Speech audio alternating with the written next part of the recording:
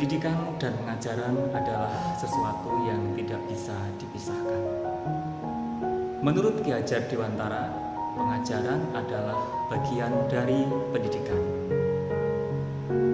Pengajaran merupakan proses pendidikan dalam memberikan ilmu untuk kecakapan hidup untuk anak, baik secara lahir maupun batin. Pemikiran Ki Hajar Dewantara tentang dasar-dasar pendidikan bahwa pendidikan bertujuan untuk menuntun segala kodrat yang ada pada anak-anak agar mereka mencapai keselamatan dan kebahagiaan yang setinggi-tingginya, baik sebagai manusia maupun sebagai anggota masyarakat. Pendidik hanya dapat menuntun tumbuh dan hidupnya kekuatan kodrat yang ada pada anak-anak agar dapat memperbaiki laku hidupnya dan tumbuhnya kekuatan kodrat anak. Peran pendidik diibaratkan sebagai seorang petani atau seorang tukang kebun yang tugasnya adalah merawat tanam-tanaman agar tanaman tersebut tumbuh dan membuahkan hasil yang baik. Tentu di sini di dalam merawat tanaman, berbeda jenis tanaman pasti berbeda pula perlakuannya. Artinya bahwa seorang pendidik harus bisa melayani segala bentuk kebutuhan siswa yang berbeda-beda, atau bisa diartikan sebagai berorientasi pada anak. Pendidik harus bisa memberikan kebebasan kepada anak untuk mengembangkan ide, berpikir kreatif, mengembangkan bakat atau minat, yang artinya adalah anak diberi kebebasan atau merdeka belajar. Kebebasan yang dimaksud tentu adalah kebebasan dengan tuntunan dan arahan dari para pendidik supaya anak tidak kehilangan arah atau tidak membahayakan dirinya. Ki Hajar Dewantara menjelaskan bahwa dasar pendidikan anak berhubungan erat dengan kodrat alam dan kodrat zaman. Kodrat alam berkaitan dengan sifat dan bentuk lingkungan di mana anak tersebut berada. Sedangkan kodrat zaman berkaitan dengan isi dan irama. Artinya bahwa setiap anak sudah membawa sifat dan karakternya masing-masing. Jadi, sebagai pendidik, kita tidak bisa menghapus sifat dasar tadi. Yang bisa dilakukan adalah menunjukkan dan membimbing mereka agar muncul sifat-sifat baiknya sehingga menutupi atau mengaburkan sifat-sifat jeleknya. Sedangkan kodrat zaman bisa diartikan bahwa kita sebagai pendidik harus membekali keterampilan kepada siswa atau pada anak sesuai dengan zamannya agar mereka bisa hidup, bisa berkarya, dan bisa menyesuaikan diri dengan lingkungan. Dalam konteks pembelajaran sekarang, kita harus membekali siswa dengan keterampilan atau kecakapan abad 21. Budi pekerti juga harus menjadi bagian yang tidak bisa dipisahkan dari pendidikan dan pengajaran yang kita lakukan sebagai pendidik. Pendidik harus senantiasa memberikan teladan yang baik bagi siswa-siswanya dalam mengembangkan budi pekerti.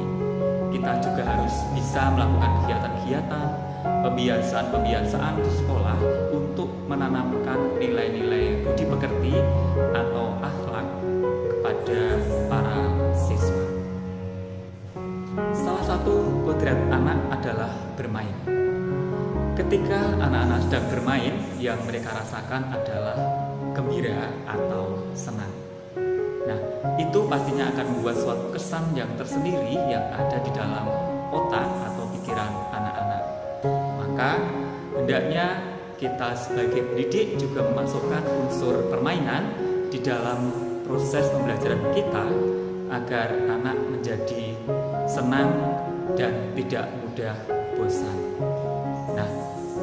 Permainan-permainan tradisional itu dapat kita gunakan dalam proses pembelajaran. Tentu hal ini atau melalui permainan tradisional kita juga dapat mengajak anak untuk melestarikan budaya daerah yang ada. Sebagai seorang pendidik, kita harus menghormati dan memperlakukan anak dengan sebaik-baiknya sesuai dengan kodrat yang mereka miliki. Melayani mereka dengan setulus hati, memberikan teladan atau ing ngarsa sum tulodo, membangun semangat ing madya mangun karsa, dan memberikan dorongan atau tuturi handayani bagi tumbuh kembangnya anak. Menuntun mereka menjadi pribadi yang terampil, berakhlak mulia, dan bijaksana, sehingga mereka akan mencapai keselamatan dan kebahagiaan yang setinggi-tingginya. Sebagai bahan refleksi, sebelum mempelajari pemikiran-pemikiran Ki Hajar Dewantara, bahwa dalam memberikan materi pelajaran, terkadang saya mengabaikan kemampuan anak, bahwa kemampuan anak itu berbeda-beda. Seringkali merasa jengkel ketika memberikan pembelajaran atau KD tertentu, namun anak sulit untuk menangkap atau memahaminya. Menuntut anak agar mencapai nilai KKM sesuai dengan target yang ditentukan oleh sekolah maupun oleh dinas. Kemudian anak juga harus mempelajari sekian banyak mata pelajaran dengan sejumlah kompetensi dasar yang sudah ditentukan dan semuanya harus tuntas. Setelah mempelajari pemikiran-pemikiran Ki Hajar Dewantara, saya beranggapan atau memiliki pengalaman baru bahwa anak terlahir dengan bakat dan potensinya sendiri-sendiri. Ada anak yang punya bakat dan potensi menulis, tetapi kurang dalam menghitung, ataupun sebaliknya. Kecepatan anak dalam menerima pembelajaran itu berbeda-beda. Jadi anak memiliki karakter yang berbeda-beda. Dua orang anak kembar sekalipun itu akan memiliki sifat, karakter, potensi yang berbeda. Yang dapat saya terapkan dalam pembelajaran agar mencerminkan pemikiran Ki Hajar Dewantara adalah yang pertama, merancang pembelajaran dan memilih model-model pembelajaran yang berpusat pada siswa agar pembelajaran menjadi lebih menyenangkan dan lebih menarik. Yang kedua, mengenal dan menggali karakter siswa, latar belakang siswa, misalnya keluarga atau lingkungan, dengan menjalin komunikasi secara efektif dengan orang tuanya. Hal ini bisa dilakukan dengan berkomunikasi dengan orang tua atau bisa dengan kunjungan atau yang disebut dengan home visit. Kemudian yang ketiga, menyadari bahwa setiap anak adalah pribadi yang unik, sehingga harus menghormati dan memperlakukan anak dengan sebaik-baiknya sesuai kodratnya, yaitu kodrat alam dan kodrat zaman. Kemudian melayani mereka dengan setulus hati. Yang keempat, selalu memotivasi siswa untuk mengembangkan potensi dirinya. Sedangkan yang kelima adalah memfasilitasi siswa dalam mengembangkan potensi dan kreativitasnya sesuai bakat dan minat.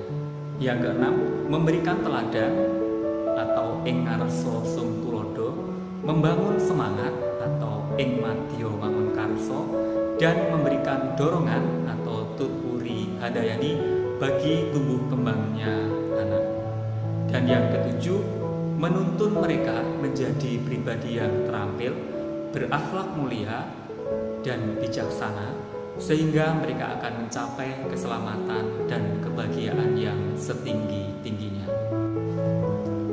Demikian kesimpulan dan refleksi saya tentang pemikiran-pemikiran Ki Hajar Dewantara. Maju terus bergerak untuk mewujudkan profil pelajar Pancasila.